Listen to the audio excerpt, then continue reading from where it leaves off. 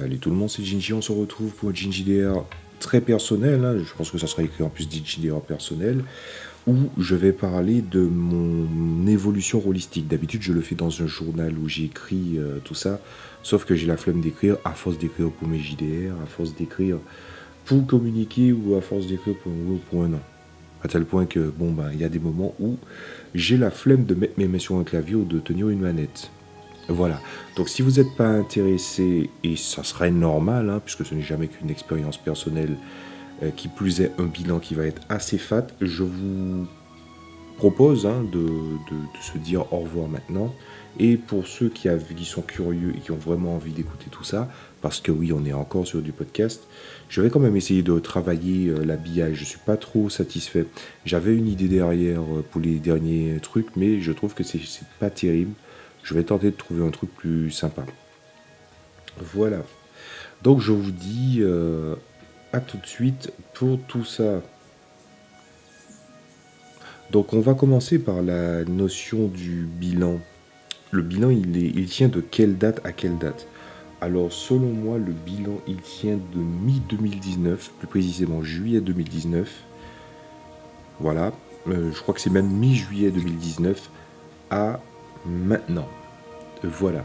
Alors, qu'est-ce que je peux dire sur cette période lors de la tablée que j'avais? Déjà, je suis passé de... Il y a de nombreux joueurs qui étaient temporaires ou qui ont soit fait le mort, soit qui ont... tout simplement qui n'ont pas été gardés pour X ou Y raison, ou il y en a même qui sont partis.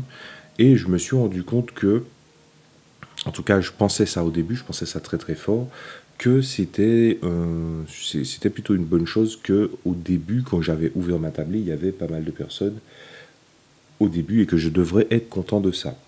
Mais vous allez vite comprendre que ça va changer.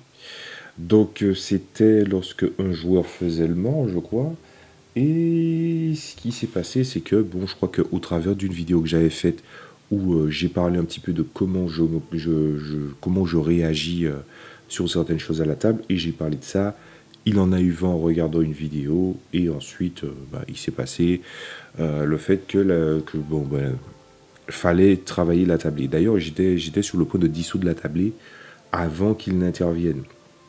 Parce que pour moi, je voulais dissoudre la tablée et repartir sur une bonne tablée, des bonnes bases, afin de pouvoir prendre au moins un joueur qui est un cousin d'ailleurs, que je salue, qui a suivi en fait mes écrits, ce que je fais depuis très longtemps déjà, hein. Ça remonte à très très loin. Mon premier JDR, le nom qu'il a actuellement, c'était même à une période où ça n'avait pas ce nom-là. Donc c'est pour vous dire. Et du coup, il s'était proposé pour à la fois aussi venir jouer à la table, parce qu'apparemment le jeu de rôle, c'est quelque chose qu'il apprécie beaucoup. Il faisait déjà du RP Forum, mais pour lui, je crois que ça ne lui suffisait pas. Voilà.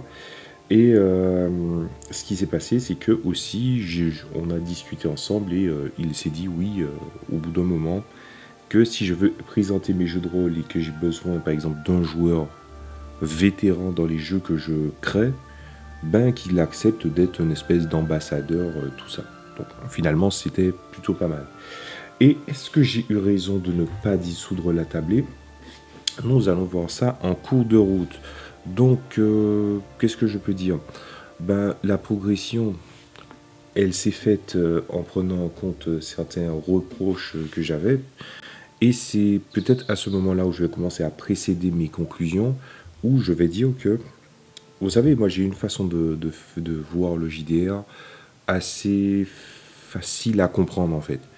Je prends en compte toujours les trois valeurs de ce que devrait être un bon joueur, c'est-à-dire la présence, donc tout ce qui entoure l'assiduité, la ponctualité, tout ça.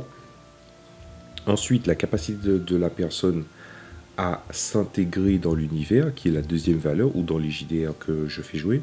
Parce que c'est pas une valeur qui est systématique, hein. Il y a des jeux de rôle que des gens maîtrisent très très bien, et il y en a d'autres qui sont très mauvais.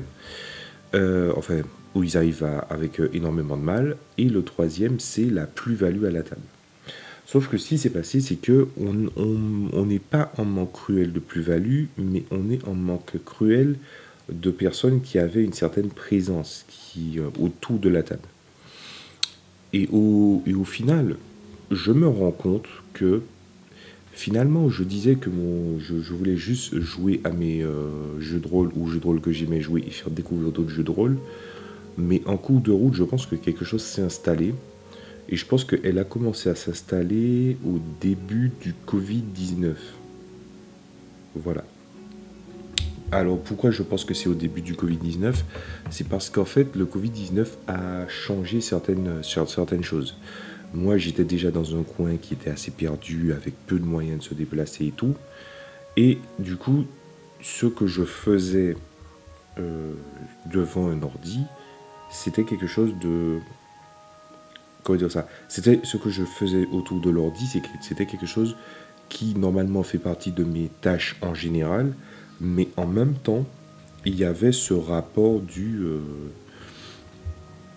fait que ben, j'étais coincé et donc du coup, je devais apprendre à aller au-delà de ce que je faisais déjà, de trouver des moyens d'attiser ma curiosité, m'intéresser et aussi peut-être profiter de cette crise pour aller plus loin et en même temps pouvoir me détendre tranquillement tout en sachant que d'autres activités, j'avais énormément de mal. Pour preuve, hein, je vous ai expliqué au début de la vidéo, j'écris tellement que j'ai la flemme de tenir une manette, j'ai la flemme de mettre mes mains sur un clavier. C'est dire. Voilà. Et donc du coup, je me suis rendu compte que le jeu de rôle, la grande quantité de temps, l'avantage que j'avais avant, c'est-à-dire qu'une partie durait très longtemps, donc c'était en heure martiniquaise, c'était de 9h à 16h, 17h, des fois même 18h, ben, c'était une fenêtre de temps qui était assez large.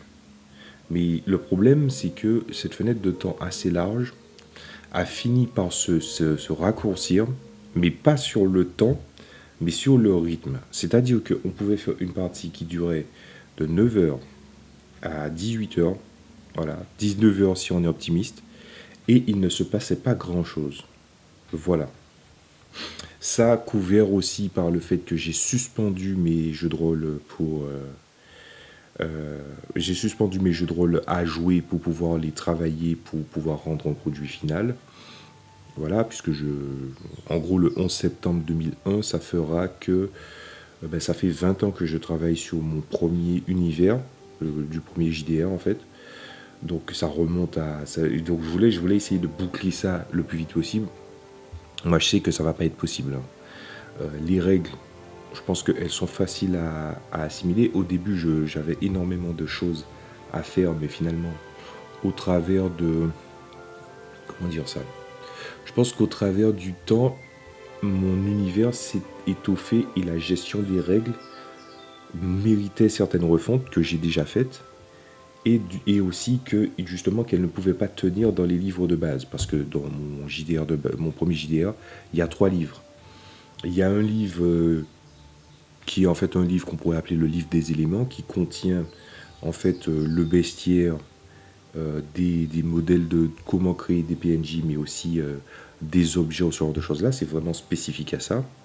De l'autre côté, il y a le livre qui est adressé à tout le monde, donc c'est le livre des règles, où en fait le maître de jeu, comme le joueur, comment dire ça, doit lire. Et de l'autre côté, il y a un livre qui est vraiment consacré aux deux, mais plus avec une inclinaison vers le joueur, ce qui veut dire qu'il y a un bon échange aussi vis-à-vis du contenu de l'univers et de la proposition qui est faite. Moi, je suis optimiste puisque j'avance plutôt bien, même si c'est vrai que j'ai freiné ces temps-ci, mais j'avais avancé plus que jamais dans l'année 2019. J'étais vraiment en feu, c'était un truc hallucinant. Bref. Et donc, en prenant en compte tout ça, ben, il fallait trouver des jeux alternatifs. Et à ce moment-là, on a commencé à chercher. Avant que l'autre personne fasse le mort, ben, on faisait du Pathfinder. Puis ensuite, on a commencé à réfléchir à quel jeu serait intéressant. On est passé de plusieurs jeux à plusieurs jeux. Ensuite, je crois que là, j'ai commencé à faire... à partir de début 2021, je faisais du Blue Rose. Avant, ben, je crois qu'on faisait autre chose. À partir de 2019, je crois que je faisais on a fini le Pathfinder, on a bouclé le Pathfinder, puis on était revenu temporairement à mon premier JDR, puis on avait relaissé tomber, et on était en train de chercher d'autres jeux. Et au final, on a joué à pas mal de trucs. On a joué à Blue Rose, on a joué à Pokémon. Oui, parce que j'ai fait jouer Pokémon Soul Mutant et Masterminds. Et je dois dire que je peux officiellement confirmer ce que j'avais dit. Oui, les Monster Mons sont compatibles avec Mutant et Masterminds, c'est ce que j'ai fait. Sauf qu'il y avait un énorme problème, et c'est un problème qui était vraiment gênant et de taille. C'est ce fait que j'avais adapté des Pokémon.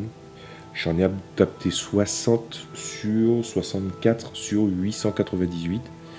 Et le problème, c'est que même si je pouvais prendre les éléments de la database de Pokémon, ben, un jeu de rôle et un jeu vidéo ne fonctionnent pas de la même façon. Donc ça demande un effort d'adaptation. Et aussi, ça augmentait finalement la curiosité autour de l'univers, puisque Pokémon, il y a des choses qui sont dites et qui ne sont pas représentées. Voilà, ça fait beaucoup penser à Yu-Gi-Oh! En matière de jeu de cartes, c'est-à-dire que les cartes jaunes, donc les cartes normales, te racontent des histoires extraordinaires, et puis quand tu revois de l'attaque et la défense, tu te dis, c'est difficile de graduer la puissance des objets. Voilà.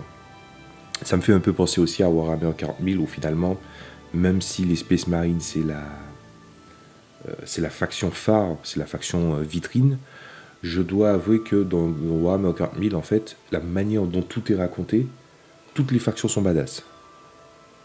Et ne cèdent sur rien. Donc voilà, c'est des trucs qui n'ont aucun sens. Donc du coup, j'ai arrêté Pokémon. Puis ensuite, ben là, en ce moment, je me suis mis à Mutant and Masterminds tout court. Mais j'ai décidé de mettre en avant 2 suppléments. Le supplément Super Team, que franchement, on dirait que vu l'architecture du livre, je pense que c'est un des premiers livres, une des premières extensions, qui est assez intéressante au passage.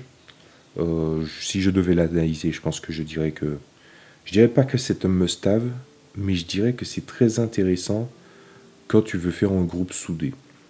Voilà. Et de l'autre côté, c'est le supplément Hero Eye, cher à mon cœur, puisque c'est ce livre-là qui m'a dit mec, Jinji, il faut que tu fasses la refonte, en fait. Faut que tu fasses la refonte de l'écriture. Il faut que tu aies cette aisance d'écriture. Écrire de façon technique et écrire de façon à se faire comprendre, j'ai toujours pu le faire. Mais il y avait cette espèce de vibe dans Hero Eye où en fait, il y a la pédagogie, il y a s'adresser au public visé et vraiment le faire être concerné sans que finalement ça en fasse trop, en fait. Voilà. Et ça, c'est une force que Hero Eye possède et que j'ai toujours trouvé intéressante de pouvoir posséder. Donc moi, c'est encore un truc que je travaille. Même si je me suis rendu compte au final que moi qui passais mon temps à écrire des scénarios ou ce genre de choses-là, je me suis rendu compte que à force d'écrire des règles pour du jeu de rôle, à force de m'être perdu à écrire que ça, ben mon écriture au niveau de ma sensibilité, de ce que j'ai envie de raconter, ça en a énormément pâti. Chose que je compte corriger dans les jours qui viennent d'ailleurs. Voilà. Et donc du coup, quel est le bilan de ce que je pense? C'est que l'identité de la table que je cherchais à essayer de faire, de comprendre, de respecter, je me suis rendu compte que ces 3 valeurs-là, c'était quelque chose, mais il y a une part de moi récente, vraiment une affaire d'une ou 2 semaines, qui a commencé à être gourmande et à raison. C'est-à-dire que tu peux pas demander aux joueurs juste d'être des gens présents, ponctuels, ce genre de choses-là, d'apporter leur plus-value et aussi d'avoir une capacité à s'intégrer à l'univers. Tu peux avoir 2 sur 3 c'est toujours mieux que... Voilà. Mais en même temps, je me disais, mais il faut plus que ça, en fait. Parce que la plus-value, c'est aux joueurs de l'apporter en tout temps, parce que si finalement il n'apporte pas de plus-value, c'est que soit il n'a pas de plus-value, soit finalement En fait, c'est quelqu'un qui est à la table avec de la façade, c'est-à-dire quelqu'un qui n'est là que pour finalement avoir une espèce d'émulateur de jeu de rôle, chose que je m'évite de faire, parce que c'est déjà arrivé dans le passé et je ne veux plus jamais avoir à faire ça, c'est-à-dire jouer pour machin. C'est même pas à la demande, c'est genre les gens veulent un certain truc, et puis en fait ce truc-là, ben, ils ne savent pas même pas dans quelle proportion ils le veulent. Les joueurs, ce que je dis n'est pas une généralité, mais les joueurs pour qui j'ai fait ça, c'était des gens qui ne savaient pas exactement ce qu'ils voulaient. Et quand ils se rendaient compte que ben, cet élément-là, cet élément qu'ils voulaient qu'on fasse jouer, ben, était présent, mais que ce n'était pas, y avait un petit quelque chose qui manque, ben, ça leur faisait toujours un petit quelque chose. Donc jouer en mode émulateur, c'était clairement pas mon truc. Et c'est peut-être une des remarques que j'ai à faire concernant cette courte période, puisque mon cousin, comme je vous ai dit, il fait partie de ma table, mais la partie qui va m'intéresser le plus, c'est la partie où finalement il n'était pas là. Donc appel des études oblige, tout ça. Donc c'est normal, surtout qu'il allait à l'étranger. Et du coup, il se posait des questions, et moi je lui ai dit, non mais il n'y a pas à réfléchir. Tu fais une pause, tu fais tes études, tu te consacres à fond à ce que tu fais, et puis après tu reviens quand tu te sentiras prêt ou bien que tu auras fini. Et voilà. Et du coup, il me restait 2 joueurs. Alors, c'est pas les joueurs les plus assidus, c'est clair. Il y avait énormément de problèmes puisque en fait, ils se trouvaient en physique ben, de leur côté à eux. Et ce qui s'est passé, c'est que ben, à la base, on était censé bosser sur des actual play. Et le problème, c'est qu'ils passaient leur temps à chuchoter. Et je pense que c'est à partir du moment où mon cousin s'est tiré de la table que c'est à ce moment-là où justement j'ai commencé à avoir des relents de vouloir exiger plus. Alors on va dire très clairement ce qui se passe. J'ai passé un bon moment. On a bien rigolé. On a joué Pokémon, voilà, c'était bien sympa. Mais quand j'ai vu que les deux se tiraient mutuellement vers le bas et que je me retrouvais avec 2 personnes qui ont chacun un demi-cerveau, ça ne m'allait pas. Voilà. Parce que quand un joueur a des questions à poser sur la nature du jeu, ben, très clairement, ça serait le maître de jeu de répondre et pas à un joueur qui n'aura qu'une idée théorique de la chose. Voilà. Et ce que je dis, c'est avéré vrai.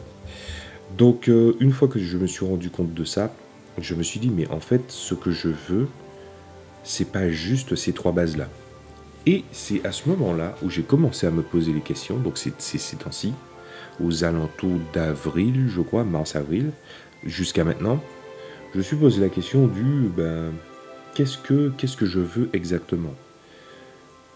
Et je pense que c'est en observant les jeux de Green Ronin, j'ai énormément de jeux de la gamme de Green Ronin, que j'ai commencé à savoir ce que je voulais à ma table. Ce que je veux, c'est quoi qui va être mis en avant. Alors je crois que je pensais que j'allais faire une phrase, mais je me suis rendu compte que non, je ne l'ai pas fait.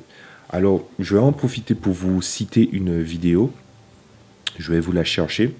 Et je veux vraiment que si vous êtes intéressé, si vous êtes resté jusqu'au bout, je vous invite à regarder cette vidéo. C'est la vidéo de How to be a Great GM, sous-titrée en anglais, donc pour les anglophobes, bah, va falloir faire un effort, et pour les autres, ben, je vous conseille vraiment de regarder cette vidéo. Je voulais faire une vidéo arpenteur holistique, donc parler de l'actualité, il veut parler de ça, mais j'ai refusé pour plein de raisons personnelles. Non pas que je ne suis pas d'accord avec ce qu'il dit, au contraire, je suis à 100% d'accord avec tout ce qu'il a dit. Là où encore, justement, il brille, c'est par le fait que c'est quelqu'un qui, des fois, il a des réactions de la vieille école, et de l'autre côté, il a des réactions, comment dire ça, il a des réactions très modernes.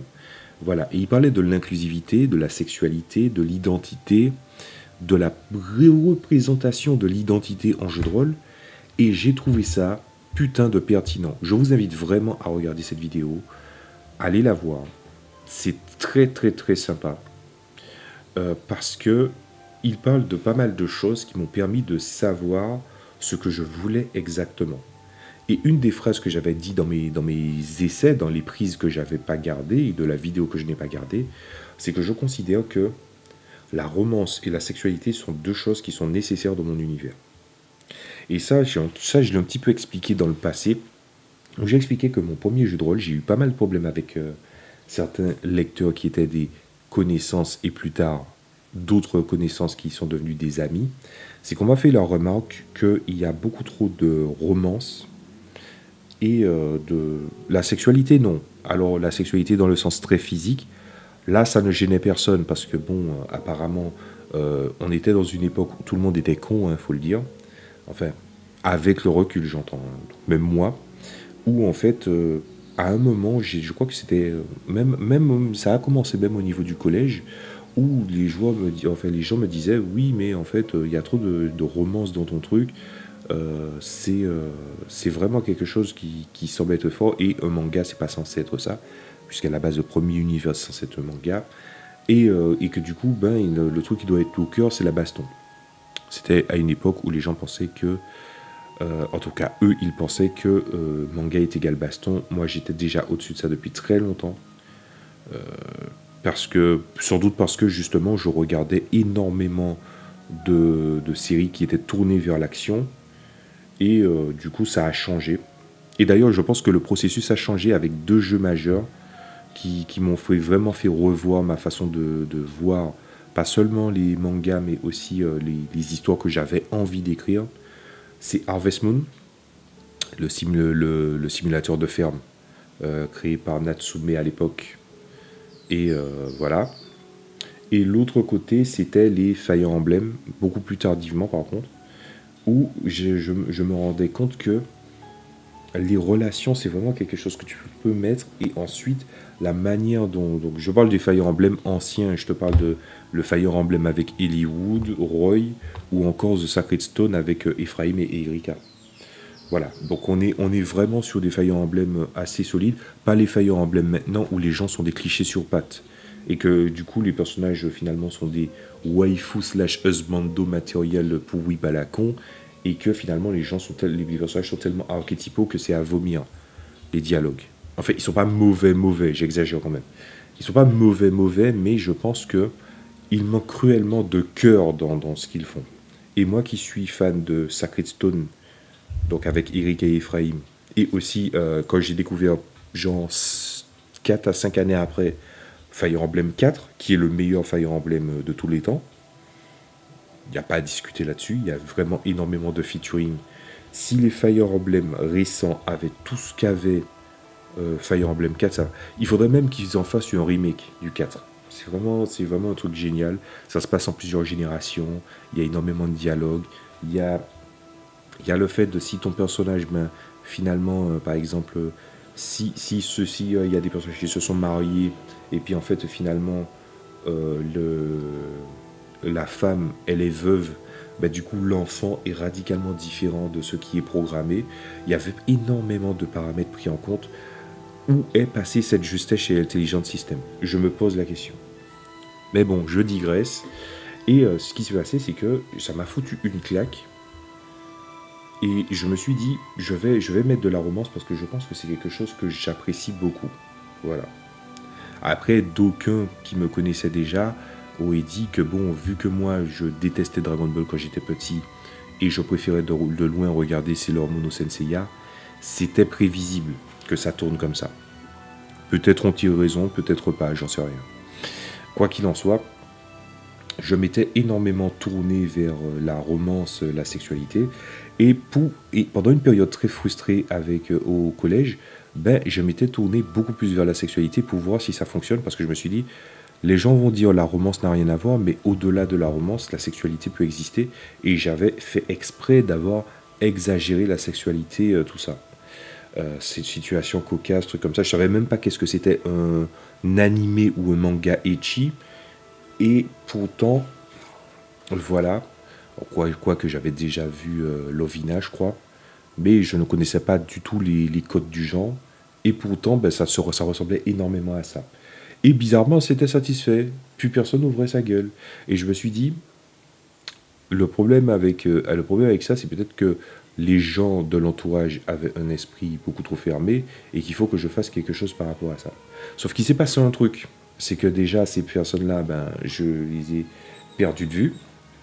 Et de l'autre côté, il me restait d'autres personnes qui savaient que j'écrivais des trucs et qui voulaient les lire, et je voyais que ça leur plaisait. Et c'est à ce moment-là où j'ai eu l'idée de l'univers du deuxième jeu de rôle, qui finalement tout était prétexte à la baston, et là encore, ben, ça avait bien fonctionné, quand je montrais les textes. Et puis après, arrivé au lycée, je me suis dit, j'ai fait quelque chose pour essayer de correspondre à une demande, ça a énormément fait plaisir aux personnes qui l'avaient lu, mais ça ne m'a pas fait plaisir à moi. Donc je suis revenu à mon point d'origine. Et j'ai eu les mêmes retours, sauf que un peu plus mature, mais avec des arguments beaucoup plus tirés sur la mauvaise foi et beaucoup plus stupides aussi parfois. Donc après ça, je me suis dit, je veux pouvoir raconter ce que je veux, surtout après que des gens m'ont dit oui mais c'est bien, oui mais c'est bien, oui mais c'est bien. Et puis lors d'une dispute, quelqu'un m'a balancé à la gueule, non mais en fait ton truc, il est trop tourné vers la romance, il y a vraiment un problème avec ça, gna gna gna. Bref. Et puis du coup je me suis dit bon ok, ben donc du coup ben, t'as eu une logique de faux cul. Ok, ben à ce moment-là j'ai arrêté de montrer mes textes à cette personne-là. Et je me suis tourné finalement vers ce que je considérais comme important, c'est-à-dire la romance, la sexualité, les émotions. Mon premier JDR, un des premiers trucs que je dis, c'est ça. Et ça se voit dans le système, beaucoup plus maintenant. Ça se voit dans les règles, et ça se voit aussi justement dans la manière dont je crée les PNJ, et les PNJ qui seront présentés dans les livres. Voilà. Tout ceci pour arriver à une conclusion, c'est que j'ai tenté de faire plaisir à des gens quand j'ai voulu faire mes trucs. Et je pense que quand tu écris pour essayer de trouver un public. Le petit problème, c'est que il faut surtout pas se perdre dans ton auteur. Il faut surtout pas tuer ce que tu considères intéressant. Je pense que forcément, quand quelqu'un traite d'un sujet ou traite de certaines notions suffisamment au travers d'une pratique, à un moment, il sera tellement bon que finalement, il va finir par mettre les gens d'accord. Voilà. Et c'est pour ça que j'ai continué à travers ça. Ah ben, je pense que dans le jeu de rôle, il m'est arrivé exactement la même chose. Il m'est arrivé le phénomène où je me suis mis à réfléchir à ce que je voudrais vraiment. Et quand j'ai commencé à réfléchir à ce que je voudrais vraiment, ben, je me suis rendu compte que je ne sais pas par quel miracle dans le passé j'avais réussi à faire les gens avoir des interactions, des relations d'amitié, d'amour avec le PJ, les PNJ. Je ne sais pas comment j'y étais arrivé, peut-être parce qu'ils étaient galvanisés par l'univers et autres. Mais je suis arrivé sur... Je vais donner très clairement, je pense que les joueurs se reconnaîtront rapidement là-dedans s'ils finissent par voir la vidéo. Mais je pense que, d'une part, le joueur qui est parti, donc mon cousin qui était parti temporairement, c'est quelqu'un qui, quand il te dit qu'il peut mieux faire, tu le sens dans sa voix que c'est sincère. Il a vraiment envie de mieux faire. Il a envie de revenir à un certain niveau, il a vraiment envie d'y aller, quoi. Et lui, j'ai confiance, parce que c'est quelqu'un qui peut donner des fois l'impression qu'il ne donne pas son maximum, mais à un moment, il finit par le faire, et finalement, ça finit par rester constant. Quand il n'y a pas d'autres problèmes, mais ça arrive à tout le monde de ne pas être au top tout le temps, c'est pas ce que je demande. Et de l'autre côté, j'ai un autre joueur qui est là depuis très longtemps, depuis le début même, mais qui finalement, je trouve que c'est pas une question de est-ce qu'il fait des efforts ou pas, même si je dois avouer que c'est vraiment un manque d'effort que je peux constater chez lui, mais je pense qu'il y a un gros problème, c'est que il est en automatique. Il est en automatique. C'est-à-dire que, en fait, c'est le genre de personne où, en fait, tu es obligé de lui faire une piqûre de rappel pour qu'elle essaie de faire des efforts et ensuite ça chute, ça dégringole, ça devient mauvais, ça devient très mauvais. Je n'ai jamais vraiment parlé de ça avec lui, mais ça devient très mauvais à un point où finalement c'est désolant. Et le petit truc avec ça, c'est que quand des joueurs restent très longtemps à ta table, ils partent du principe qu'il y a une place qu'il aurait totalement attribuée. Et je pense que c'est pour ça aussi que je voulais dissoudre la tablée. C'est que la notion de place, la constance, plutôt la permanence des choses, pour moi, c'est clairement pas mon cas. J'étais prêt à dissoudre la tablée et je pense que j'ai fait une énorme erreur en ne la dissolvant pas. Je maintiendrai ce que je dis jusqu'au bout. Voilà. Et puis il y a un autre joueur amené par le joueur précédent, puisqu'ils étaient dans une table commune, dans une table de quelqu'un que je connais de loin. Et voilà. Et j'ai pas trop envie de m'intéresser, si vous voulez mon avis, à ce qu'il fait à sa table au vu de ce que j'ai entendu. Et ce qui s'est passé, c'est que cette personne-là, le problème, c'est que, à cause de problèmes de connexion, il devait se trouver vers comment dire ça, chez l'autre joueur en question, le joueur précédent. Et ça a fait que les deux sont tout le temps ensemble, ils sont amis, ils discutent beaucoup. Et en fait, les parties de JDR, c'est facilement, hein, 30%, c'est la connexion qui bug, qui pixel, qui digitalise les voix, tout ça. Un autre 30%, ben, c'est eux qui chuchotent tout le temps pour savoir des trucs ou des choses comme ça. Ce qui fait que non seulement je ne comprends pas ce qui se passe, mais ensuite quand il s'agit de donner des explications, ben, je ne peux pas parce que je ne sais pas de quoi ils parlent. Et le reste, ben, c'est des perturbations et c'est autre. Ce qui était dégueulasse. D'où le fait que j'ai justement fait une grosse piqûre de rappel parce que le joueur en question, le troisième, il est en période d'essai. Il est en période d'essai et il était déjà sur une porte. Mais par contre, il y a une petite différence avec ce joueur-là. C'est que ce joueur-là, ça s'est vu lentement, ça a pris énormément de temps. Ça s'est vu lentement, mais il fait des progrès. Voilà, il fait énormément de progrès. Et moi, je me suis dit, j'étais en train de... Bon, à un moment, comme j'ai vu qu'il y avait quelque chose qui me saoulait à la table, mais je ne savais pas quoi, ou du moins, oui, je savais quoi, mais il fallait que je réfléchisse à comment essayer de régler ça. Eh bien, à ce moment-là, j'ai commencé en arrière-plan avec ma réflexion. Pendant que je faisais plein d'autres choses, j'étais en train de me remémorer tout ce qui s'est passé, les efforts, les réactions, les actions, machin. Ça, c'est un gros truc que moi je sais faire, c'est-à-dire analyser en arrière-plan. Donc moi, j'ai analysé dans ma tête en arrière-plan. Pendant que je faisais des trucs, j'écrivais mon JDR, je faisais autre chose. Et ce qui s'est passé, c'est que je me suis rendu compte que il fait des progrès. Il a fait des nets progrès. Il y a vraiment une courbe de progression. Mais ils s'entretirent vers le bas quand ils sont au même endroit. C'est pour ça que je leur ai interdit de rester au même endroit. Je leur ai dit, je ne veux plus qu'ils soient au même endroit. Et même, par exemple, si jamais ils viennent à ne pas... ça, je ne leur ai pas dit, mais si jamais ils viennent, en fait, il y a un gros problème qui fait que, oui, il n'y a pas le choix qu'il faut ceux qui se rencontrent en personne. Je préfère encore ne pas faire de partie que les voir tous les deux au même endroit. Et le truc, c'est que entre une personne qui est en mode automatique et qui finalement interprète un personnage, mais il interprète ça comme le deuxième joueur dont j'ai parlé, il interprète ses personnages comme il interprète un personnage de jeu vidéo. C'est-à-dire que oui, il a des réactions, mais c'est trop consensuel, c'est trop convenu, c'est des choses où en fait, tu sais que le jeu de rôle, bon ben, c'est vrai que tu joues pas souvent des méchants, mais tout est trop convenu en fait, tout est trop à propos avec ce joueur-là. Il n'y a pas de prise de risque, peu importe le personnage qu'il joue, c'est toujours la même chose qu'il joue en fait. C'est en fait tous ces personnages sont articulés selon sa logique à lui. C'est pas jouer un rôle ça. C'est là où justement certains joueurs ont fait la remarque, c'est faire du Will Smithisme. Voilà. Et c'est pas la seule fois où cette remarque revient. Donc ça prouve que rien n'a changé depuis. Et l'autre joueur, lui, il fait des efforts, mais c'est un mec, il a dit très clairement, et ça se voit dans ce qu'il fait, parce qu'il y a beaucoup de choses qu'il a dites, et qu'en fait, il y a de la contradiction entre ce que je vois et ce qu'il a dit.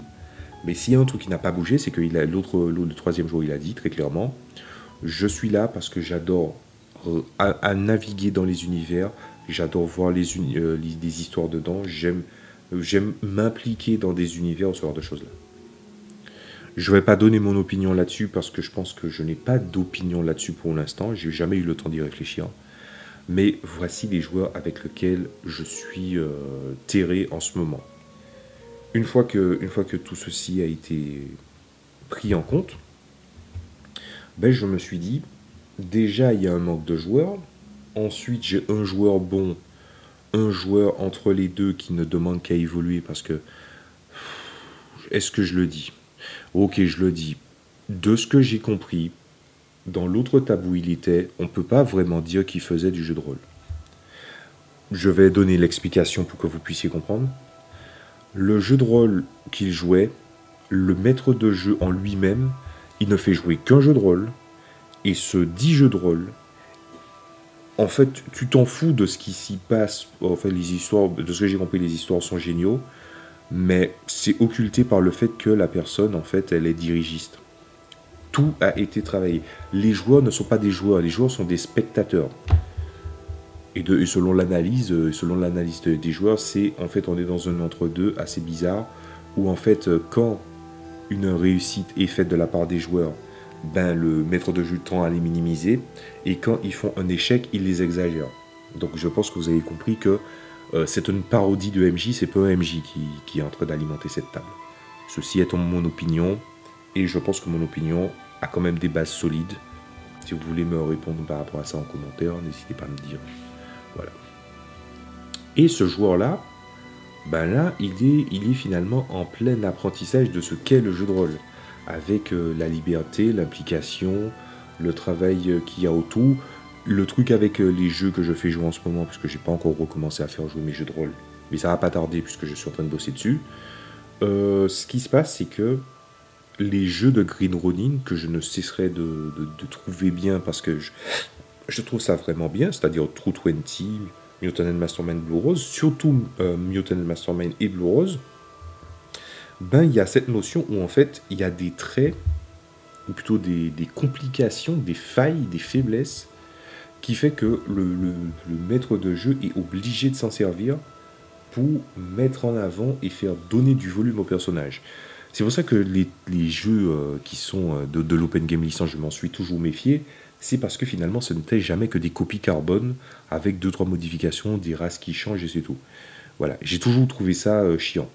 Par contre, avec les jeux de Green Ronin, il y a vraiment une dimension de vouloir mettre l'histoire et surtout les personnages et leurs émotions, les émotions des personnages tout comme les émotions des joueurs, au devant de la scène. True 20 c'est ça, Blue Rose c'est ça, Mutant Mastermind c'est ça aussi. Même si Mutant Masterminds, les complications sont des complications qui sont, comment dire ça, souvent des complications de oui, c'est quoi les forces et les faiblesses de ton personnage. Moi, j'ai tendance à faire en sorte que les complications soient forcément des complications. Vu que là, j'ai fait jouer Hero High, j'ai voulu que les complications soient des complications qui sont plus psychologiques qu'autre chose.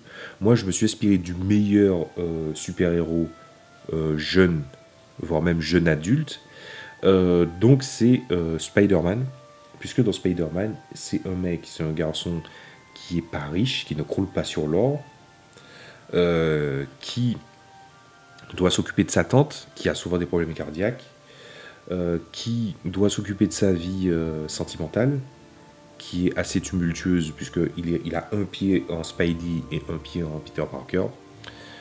Et aussi, il a aussi ce rapport où il a le poids des responsabilités de ce qu'il fait en tant que Spidey et des fois où il échoue, surtout des fois où il échoue ou qu'il fait quelque chose qu'il n'a pas maîtrisé, et quand il est en Peter Parker avec le fait que, faut l'avouer, il y a énormément de problèmes vis-à-vis de lui en tant que Peter Parker. Donc c'est sur ça que je me suis inspiré. Et dans la volonté de ce que je veux faire, les jeux de Green Ronin sont très compatibles avec ce que j'aime faire. Sauf que là, on a vu un petit peu ce qui s'est passé, et je pense qu'on va arriver à la fin. C'est qu'après avoir accumulé toutes ces pensées, toutes ces choses, il reste moi.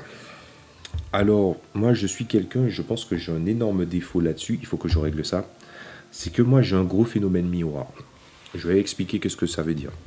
Ça veut dire que si mes joueurs ne font pas d'efforts, par automatisme, par réflexe que j'essaie de virer, mais c'est difficile, c'est toujours difficile, ben moi, je ne me fais pas d'efforts non plus.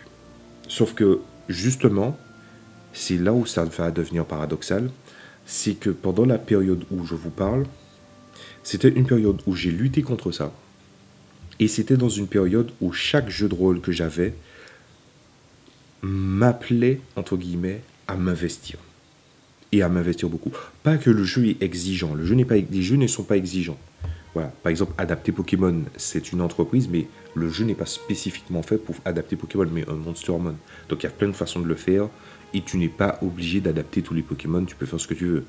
Mais il y avait cette espèce de rapport avec les jeux de Green Ronin, où tu sais que chaque fois que je relis des livres de Green Ronin, ça me donne de nouvelles idées, ça m'inspire, ça me donne envie de faire ci, de faire ça. Et du coup, cet enthousiasme, excusez-moi, lapsus, cet enthousiasme s'effondre face à l'immobilisme de la table.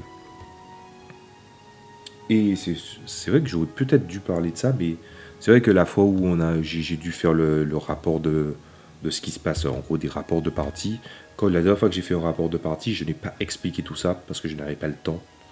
Mais avec le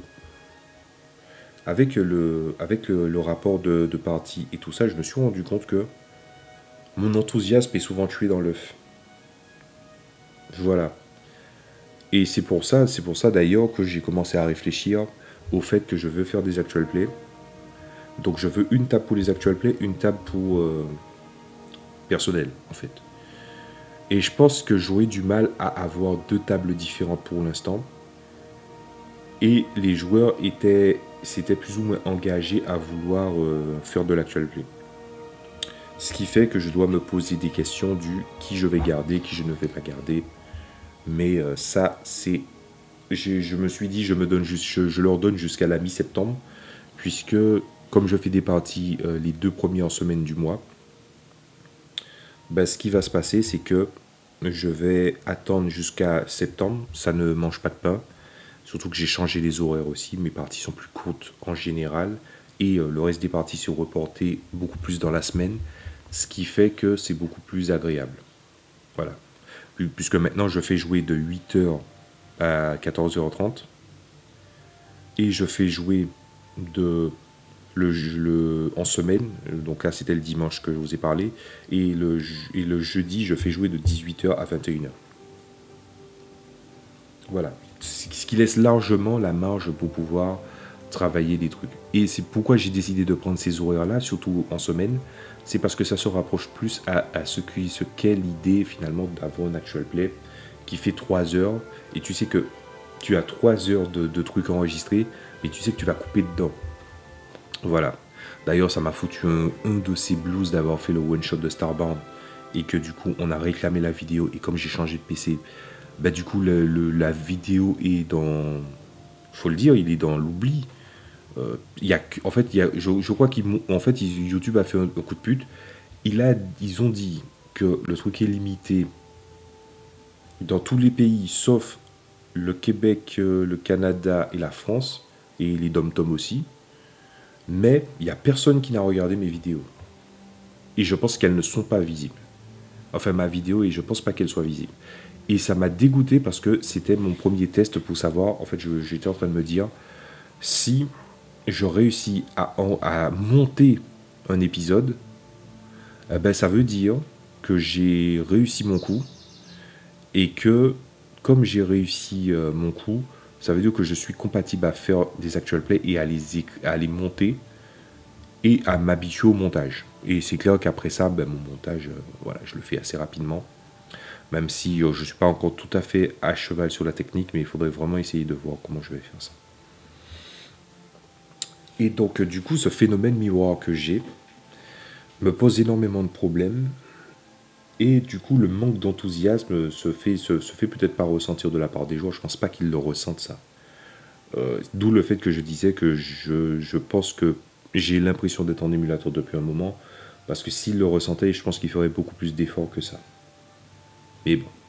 Après, je pense que c'est aussi ça le truc, c'est que les 3 valeurs de ce qui est essentiel pour un joueur, pour moi en tout cas, même si je pense que c'est assez convergent avec toute la vision de ce qu'est un meilleur joueur. Après avoir vu tout ça, Je suis convaincu que ce que j'attends d'une table, c'est ça. Plus le fait que pas forcément le roleplay dans le sens oui, tu parles à la première personne, mais il faut que le roleplay existe. Il faut qu'on sente qu'il y ait une identité derrière le personnage. Il faut qu'il y ait de la romance et par définition de la sexualité soit dedans. Les relations sexuelles sont toujours implicites dans le jeu de rôle. C'est une règle qu'il faut jamais bouger en fait. Il faut jamais bouger du tout cette règle. Et c'est pas un absolu qui ne se justifie pas. Au contraire, il se justifie. C'est pour ne pas mettre les gens mal à l'aise. Et en plus de ça, il y a aussi ce phénomène, vu que je n'en ai pas parlé puisque c'était dans la vidéo que j'ai pas gardée. C'est ce phénomène où finalement, dans le jeu de rôle, il y a un rapport où on montre une certaine facette de soi-même. Et comme il y a des caractéristiques, ou plutôt des notions qui les entourent, qu'on a du mal à gérer, ben, du coup, il se passe énormément de couilles. Par exemple, gérer l'intelligence. La caractéristique intelligence est un peu stupide en soi. D'où le fait que je l'ai viré dans tous mes JDR. Voilà. Ensuite, il y a la sagesse, qui est pareil. Hein, le sens commun, tout le monde n'est pas fait pareil. Je suis bien placé pour le savoir. Et ensuite, le charisme. Et à partir du charisme, de comment tu représentes tout ça. Donc, une fois que je me suis rendu compte de ça, je me suis dit, les choses essentielles pour moi, c'est roleplay, sexualité, romance, tous les comportements qui vont avec. Je dis pas à tous les joueurs de se mettre, de créer des relations, des choses comme ça. Mais pour mon premier jeu de rôle, justement, il y a une règle où tu sais que... Attends, j'ai quand même fait en sorte que ça ne ressemble pas aux Sims. Hein, parce que j'adore les Sims, mais j'ai fait en sorte que ça ne ressemble pas aux Sims. Et puis il y a une barre, parce que je trouvais ça vraiment ridicule. Je pense que vous avez remarqué que j'essaie de faire en sorte que je peux m'inspirer d'autres médias, mais il ne faut pas que des éléments qui viennent de médias viennent transparaître sur l'autre. Parce que souvent, c'est soit catastrophique, soit branlette. Et il y a un moment où, en fait, les personnages, ben, à un moment, ça les titille, ils sont humains. Enfin, ils sont humains dans le sens où on l'entend. Voilà. Et que justement, ben, c'est à eux de forger ça. Et c'est pas au maître de jeu de dire il faut que tu le fasses. Il y aura quand même des éléments de scénario qui vont faire office de rappel à l'ordre. Puisque, alors, ça c'est un truc qui est très intéressant et je pense qu'on va garder ça comme conclusion. Dans un jeu de rôle, quand tu sais que quelque chose est important pour toi, il faut que ça transparaisse dans les règles. Il faut que ce soit explicitement dit dans les règles. Il faut que les règles puissent gérer ça. Voilà. Donc par exemple, dans mon premier jeu de rôle, si quelqu'un dort sur la béquille pendant 2 semaines, les gens qui sont français comprendront cette expression, les gens qui dorment sur la béquille pendant 2 semaines, ça va les titiller. Voilà. Ça va les titiller et c'est à eux de voir. Ils peuvent très bien gérer les choses hors champ, hein, mais au travers de certaines règles quand même. Voilà. Je n'en dirai pas plus sur mon premier jeu de rôle. En tout cas, mon bilan, il est assez mitigé, hein, de machin. Alors autant je suis très satisfait d'avoir beaucoup avancé sur mes jeux de rôle et aussi d'avoir découvert d'autres jeux de rôle dans le processus avec Blue Rose, avec Mutant Masterminds, tout ça. D'ailleurs, je vais essayer de voir s'il n'y a pas un moyen que je fasse, même si c'est en podcast, est-ce qu'il n'y a pas un moyen que je fasse la présentation de Blue Rose, parce que vraiment, il faut que de plus en plus de personnes connaissent ce jeu, parce que je pense qu'il y a vraiment des gens qui vont apprécier ce jeu. Voilà. Voilà. Donc, avoir découvert des jeux et des gammes, et les avoir achetés aussi, c'était très sympa. J'ai adoré les jouer. Blue Rose, ça me casse les couilles qu'on ne puisse pas y jouer finalement. Mais Mutant Masterminds, la manière dont on le joue, il y a quand même une certaine vibe de Blue Rose là-dedans. Donc je vais essayer de voir comment ça se passe. Mais je vais quand même essayer de monter une table de Blue Rose, hein, c'est obligé. Et de l'autre côté, pour mes jeux de rôle au niveau de l'avancée, avoir décidé de recommencer pour être sûr que les choses se passent bien en matière de l'écriture, Parce qu'il y a des... Je dois avouer, hein, j'ai vu des livres de jeux de rôle, des PDF qu'on m'a donnés sur comment les gens écrivent un jeu de rôle. Voir des jeux de rôle où les gens écrivent comme s'ils parlaient, ça me fait un énorme malaise. Des gens te diront non, mais ce n'est pas normal que les gens écrivent comme s'ils parlaient. C'est pas quelque chose qui se fait. Mais il y a des raisons à ça, hein. C'est que déjà, il y a des fois une espèce de rapport de proximité. Il y a des tournures de phrases ça peut être traité parce qu'il y a des tournures de phrases que les gens ne pourraient pas comprendre ou ne pourront pas facilement traduire. Il y a ce rapport aussi où finalement, ben, comme tu parles, comme tu t'exprimes, ben, du coup, ça te fait une opinion de l'auteur. Et même s'il y a des gens, ils te disent gna, gna, gna, je ne juge pas. Des gens qui te disent qu'ils ne jugent pas de manière générale, c'est des gros menteurs. C'est des très très gros menteurs. On essaie, en fait, on n'a pas toujours une opinion sur tout, mais on a souvent des opinions sur certaines choses et on est obligé d'y être confronté à des moments, même moi. Voilà. Donc il faut faire très très gaffe à ça. Et puis voilà quoi. Mais n'empêche que le fait d'avoir lu Hero High m'a donné vraiment envie de réécrire tous mes JDR. En fait, le troisième, le quatrième, le quatrième et le cinquième, j'ai encore rien écrit de tangible, donc du coup je peux le modifier à ma guise. Mais le premier et le deuxième, qui ont déjà des règles et des choses écrites dedans, là oui, par contre. Je vais revoir l'écriture et je vais voir comment ça se passe. Bah, finalement, bilan, de manière créative, bah, je suis encore en feu, donc c'est sympa. Après, si tu veux, si on parle des caractères extra médiatiques de mes deux JDR, puisque c'est ceux-là qui sont surtout les plus avancés, ben, j'ai rien écrit, hein. J'ai pas écrit de texte, j'ai pas écrit de nouvelles, j'ai pas écrit de quoi que ce soit, et ça me pose un petit peu un gros problème. Et de l'autre côté, rôlistiquement parlant, ben je dois avouer que j'ai été grandement frustré. Et je suis pas tant frustré par la performance, je suis frustré par l'immobilisme.